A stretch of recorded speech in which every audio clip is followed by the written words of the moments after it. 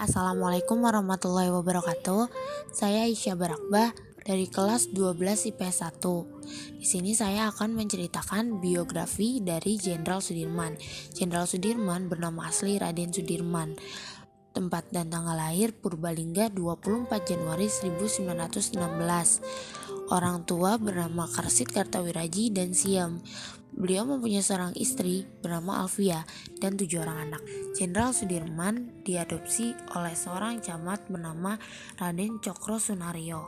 Beliau disekolahkan di Hollands Inland School, lalu pindah ke Taman Siswa dan pindah kembali ke sekolah Wirotomo karena Taman Siswa dianggap ilegal oleh pemerintah Belanda saat itu. Jenderal Sudirman sangat pandai dalam hal agama. Beliau mempelajari keislaman dari Raden Muhammad Khalil. Bahkan beliau juga ikut mendirikan organisasi Islam bernama Hizbul Wathan milik Muhammadiyah, dan beliau menjadi pemimpin cabang Cilacap setelah lulus. Pada tahun 1944, Jenderal Sudirman memasuki dunia militer. Inilah awal Raden Sudirman memasuki dunia militernya. Bergabung dengan tentara PETA bentukan Jepang. Setelah menjadi anggota PETA di Bogor, begitu tamat pendidikan, Sudirman langsung menjadi komandan batalion Kroya dan menjadi Panglima Divisi 5 Banyumas sesudah TKR terbentuk, yang akhirnya terpilih menjadi Panglima Angkatan Perang RI yang pertama dan paling muda. Perjalanan militernya terbilang mulus. Hal itu tidak lepas dari kemampuan kepemimpinan pasukan yang baik.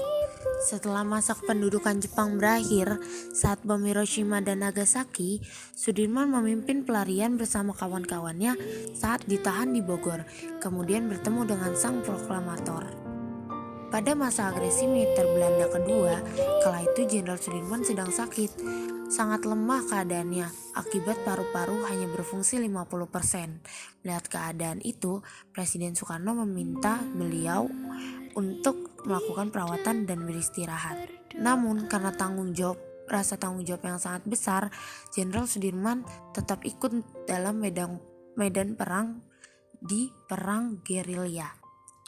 Penyakit TBC yang diderita oleh Jenderal Sudirman semakin parah, namun tidak mengalahkan semangat Jenderal Sudirman.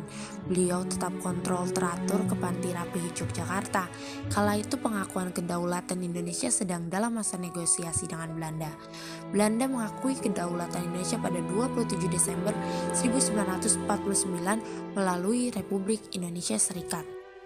Pada tahun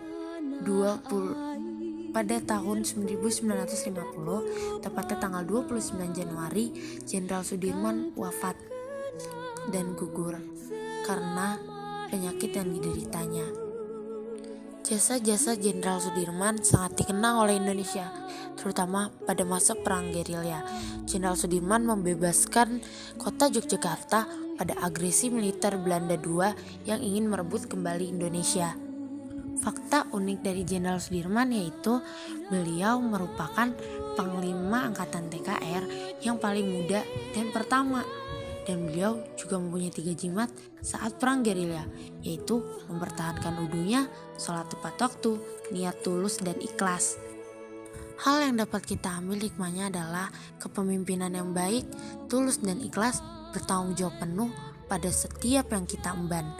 Itu yang bisa kita ambil dari seorang Jenderal Sudirman. Terima kasih. Wassalamualaikum warahmatullahi wabarakatuh.